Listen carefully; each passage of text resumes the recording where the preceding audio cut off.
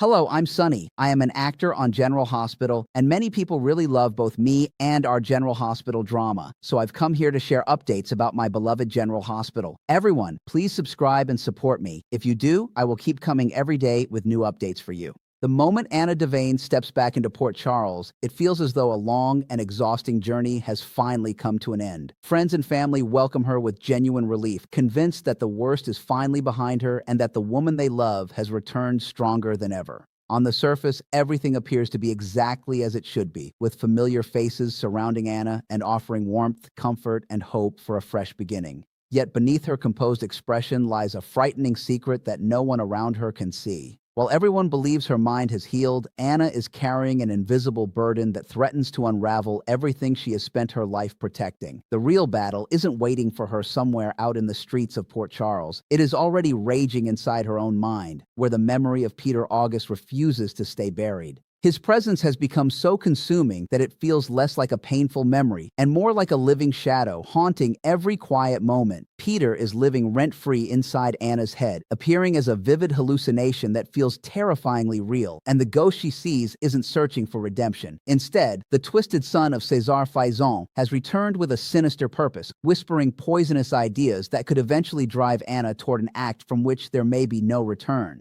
As Anna's loved ones gather around her, the atmosphere is filled with heartfelt emotion and cautious optimism. Max Scorpio cannot hide how relieved he is to have his friend safely home, while Felicia Scorpio embraces the moment with the warmth only lifelong family can share. Emma Scorpio Drake eagerly looks forward to spending time with her grandmother once again, and Gio Palmieri joins the welcoming celebration, helping create the illusion that life is finally settling back into normal. For a brief moment, Anna allows herself to enjoy the comfort of familiar faces and familiar places. It is exactly the homecoming everyone had hoped for, one filled with smiles, support, and the promise of brighter days ahead. But every joyful reunion is quietly overshadowed by the terrifying reality that Peter never truly leaves her side. Every conversation with family is interrupted by the invisible conversations taking place inside her own mind. And the most heartbreaking part is that Anna tells no one what is happening. She hides her hallucinations behind practiced smiles, convincing everyone around her that she has fully recovered while silently fighting a psychological war that grows more dangerous by the day. Determined not to let anyone suspect the truth, Anna immediately throws herself back into the rhythm of her old life. She returns to her apartment, sharing the familiar space with Emma, trying to reclaim the normalcy that once defined her world. On the outside, everything seems encouraging, almost reassuring, as though Anna is simply picking up where she left off before everything fell apart. Even her professional life quickly begins falling back into place when Dante Falconeri gladly offers her the opportunity to resume her position as Port Charles Police Commissioner. Dante himself is more than happy to hand back the responsibility, eager to return to detective work without the overwhelming pressure of leading the entire PCPD. To everyone watching, Anna appears capable, composed, and ready to serve the city once again. Yet every badge she wears and every decision she prepares to make is now influenced by the terrifying voice that no one else can hear. Peter's hallucination lurks behind every thought, quietly twisting her judgment, waiting patiently for the perfect opportunity to steer her towards something unimaginably destructive. That hidden danger becomes even more alarming when official spoilers reveal that Anna has returned home carrying deadly intentions. At first glance, it would seem logical to believe her rage might still be directed toward Ross Cullum after everything he put her through with his relentless manipulation and psychological torment. After all, Cullum played a devastating role in pushing Anna to the edge, making him an obvious target for revenge. But that possibility disappears almost immediately because Ross Cullum is already dead, permanently removed from the equation thanks to WSB agent Jocelyn Jacks. His story has already ended, leaving Anna with no opportunity to confront him herself. That revelation shifts the focus toward a far more disturbing question. If Cullum isn't the target, then who is? The answer may not belong to Anna at all, because the murderous desire may actually belong to Peter, whose ghostly presence appears determined to use Anna as the instrument of his own unfinished revenge. The horrifying possibility begins to take shape as Peter's influence over Anna becomes increasingly apparent. Rather than encouraging her to seek healing or closure, the hallucination seems intent on settling old scores that Peter himself never managed to resolve while he was alive.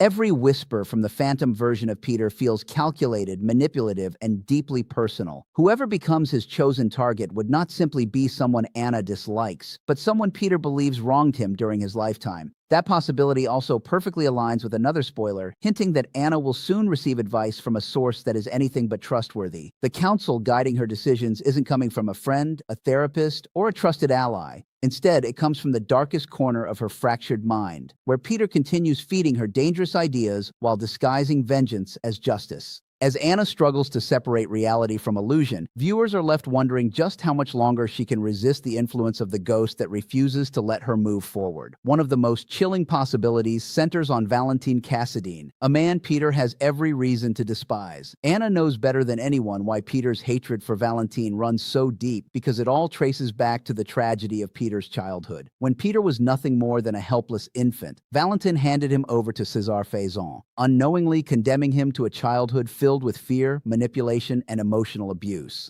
Every memory Peter carried from those early years was shaped by the cruelty of one of Port Charles's most infamous villains. Growing up under Faison's control left emotional scars that never truly healed, and Peter blamed Valentin for placing him in that nightmare to begin with. Interestingly, there remains one curious mystery surrounding Peter's past. Cassius Faison, another son raised by Caesar Faison, has never actually spoken much about Peter, despite the fact that the timeline strongly suggests the two boys should have spent years growing up under the same roof. With only an estimated 5 to 10-year age difference between them, both children were handed over to Faison by different people, Madeline Reeves entrusting Cassius to him, while Valentin delivered Peter into the same terrifying environment. Yet their shared childhood has remained strangely unexplored. That missing piece of history raises even more fascinating questions about Peter's motivations. Everyone already knows Peter endured an unhappy upbringing, divided between brutal years under Faison's influence and time spent isolated in boarding schools. Cassius has also hinted that his own childhood was far from pleasant, making it almost impossible to imagine either boy escaping Faison's cruelty untouched. If Peter's hallucination is truly driven by unresolved pain, then Valentin represents the perfect symbol of everything that destroyed his innocence. Valentin himself has long carried enormous guilt over giving Peter to Faison, and that guilt shaped many of his later actions. Throughout Peter's adult life, Valentin repeatedly tried to watch over him, protect him, and offer whatever guidance he could, believing it was the least he owed the boy whose life he had forever altered. Those complicated emotions make the possibility of Peter demanding Valentin's death all the more tragic. And with spoilers confirming that Anna and Valentin will reconnect this week, their emotional reunion may become the exact moment Peter chooses to reveal what he truly wants. Once Anna stands face to face with Valentin again, viewers may finally hear the ghost's chilling verdict. And whether his first command is for Anna to eliminate the man he has blamed for a lifetime of suffering.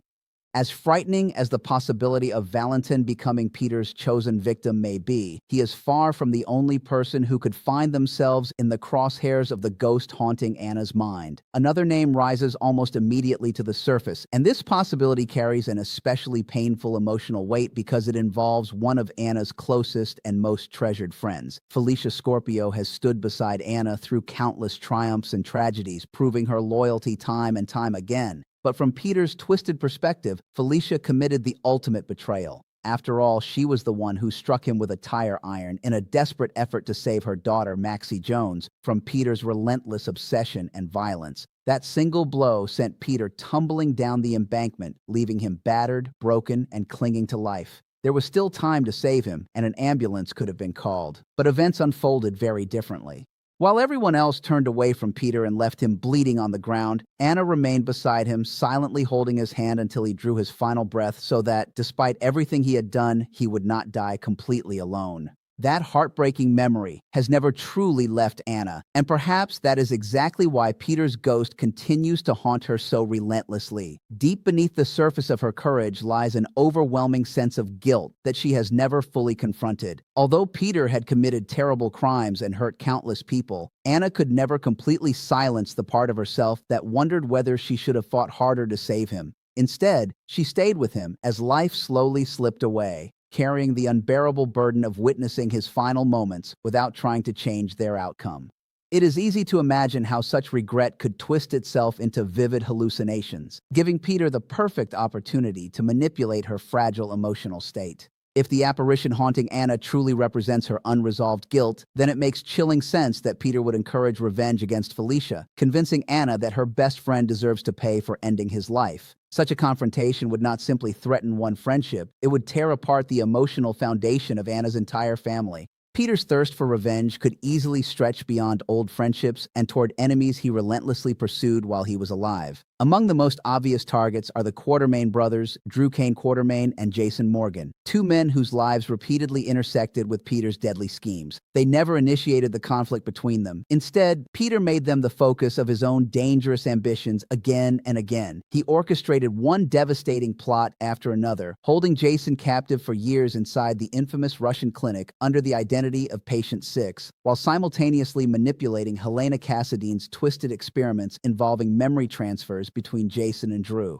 As if that were not enough, Peter also staged Drew's apparent death by engineering the catastrophic plane crash that left everyone believing he was gone forever. Those betrayals remain some of the darkest chapters in Peter's history, making either brother a believable object of his lingering hatred. Now, with Jason preparing to return and Drew finally nearing freedom after his own confinement, the timing could hardly be more ominous. If Peter intends to finish battles that death prevented him from winning, the Quartermain brothers stand directly in his path. Jason, however, carries an emotional significance that makes him an even more compelling possibility. Over time, Anna and Jason developed a bond built on trust, mutual respect, and shared danger, a relationship that grew far deeper than either of them expected. During their harrowing ordeal inside Jen Sidwell's camp in Africa, they genuinely believed death was only moments away. Faced with what seemed like their final goodbye, they shared a kiss born not from impulse, but from profound emotional honesty, revealing feelings neither had fully acknowledged before. That unforgettable moment may still linger within Anna's heart, whether she chooses to admit it or not. If Peter's hallucination is feeding upon Anna's emotions, then Jason's place in her thoughts could become something Peter deeply resents. Jealousy, bitterness, and unfinished hatred may combine into a dangerous obsession, urging Anna towards someone she once cared for deeply. Drew remains a possibility as well, but Jason feels like the far more emotionally charged target, making the threat against him seem considerably more believable. The list of potential victims grows even longer when Peter's attention shifts toward two women whose lives have always been deeply intertwined with Caesar Faison's complicated family legacy, Liesl Obrecht and Britt Westbourne. Both women played significant roles in the lives of people Peter envied, resented, or blamed for his suffering. Peter never hid his jealousy of Nathan West, whose life was filled with genuine love, acceptance, and family connections that Peter himself desperately wanted but never possessed. Nathan was cherished by Britt, adored by Liesl, and surrounded by people willing to sacrifice everything for him. To Peter, that happiness represented everything he had been denied. If the ghost now influencing Anna continues viewing the world through Peter's bitterness, then targeting Liesl or Britt would fit perfectly into his warped sense of justice. Summer spoilers even reveal that Anna soon questions Britt intensely, and those conversations may revolve around Cassius, another son of Faison whose mysterious connection to Peter has never been fully explored. Cassius infiltrated General Hospital while pretending to be Nathan, adding another layer of deception and unanswered questions that Peter may now want Anna to uncover. Liesl herself has even more history with Peter. History drenched in violence, revenge, and unfinished conflict. Long before Peter's death, Liesl kidnapped him, subjected him to torture, and eventually attempted to burn him alive as punishment for his role in Nathan's death. Those horrifying encounters left deep emotional scars on both sides, making it entirely believable that Peter's ghost would still harbor intense resentment toward her. At the same time, there remains the lingering mystery surrounding Cassius. Because he and Peter were both raised under Faison's control, it is entirely possible they shared a stronger bond than viewers have ever been told. If Peter cared for Cassius more than anyone realized, then he may now seek revenge against those he believes contributed to his presumed death. Ross Cullum can no longer be punished because he is already dead, leaving Britt or Liesl as possible substitutes for Peter's unresolved fury. Whether those motivations prove genuine or simply represent distorted hallucinations born from Anna's guilt, the danger remains painfully real. One final possibility, although perhaps the least likely, centers on nurse Elizabeth Weber. Peter certainly has reasons to resent her, even if she was never the driving force behind his downfall. During that unforgettable confrontation inside the stairwell at General Hospital, Dr. Hamilton Finn believed he had accidentally killed Peter after sending him crashing down countless flights of stairs. The entire situation situation became almost surreal because both Finn and Elizabeth examined Peter afterward and independently concluded that he had no pulse. A physician declared him dead. A nurse confirmed the same conclusion. Convinced there was no turning back, Elizabeth helped Finn hide Peter's body inside the hospital basement freezer, believing they were covering up a tragic mistake rather than imprisoning a living man. Somehow, despite every medical certainty, Peter survived, escaped the freezer, and eventually returned, making one of the most unbelievable escapes in General Hospital history. With Finn now gone from Port Charles, Elizabeth remains the only one left who participated in that desperate cover-up, leaving her vulnerable if Peter still seeks vengeance. Even so,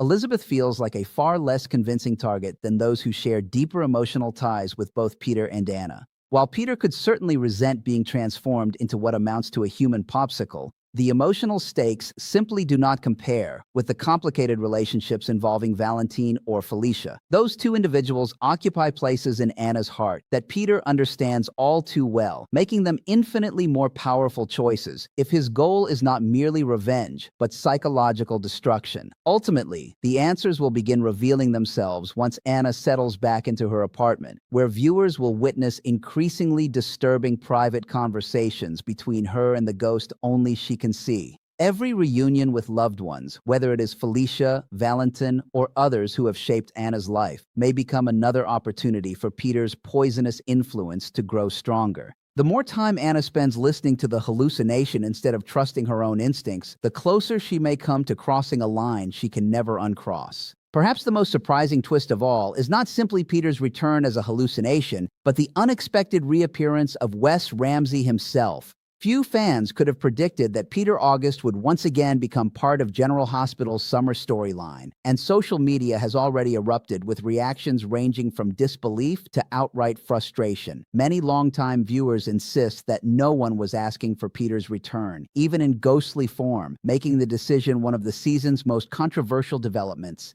Yet there is another perspective worth considering. Wes Ramsey recently returned to Days of Our Lives, revisiting a villain he originally portrayed nearly 2 decades earlier, a sinister kidnapper whose disturbing nature remained intact even after all those years. His performance there felt more restrained and nuanced than some viewers remembered from his General Hospital run, suggesting that this latest appearance could bring something fresh to the role. Whether audiences ultimately embrace Peter's haunting return or reject it completely remains to be seen, but one thing is already undeniable. As Anna Devane's psychological nightmare begins unfolding, the line between reality and illusion grows thinner with every passing day, and until the truth finally emerges, no one in Port Charles can truly know whether the greatest danger is the ghost whispering inside Anna's mind or the devastating choices she may soon be persuaded to make because of him.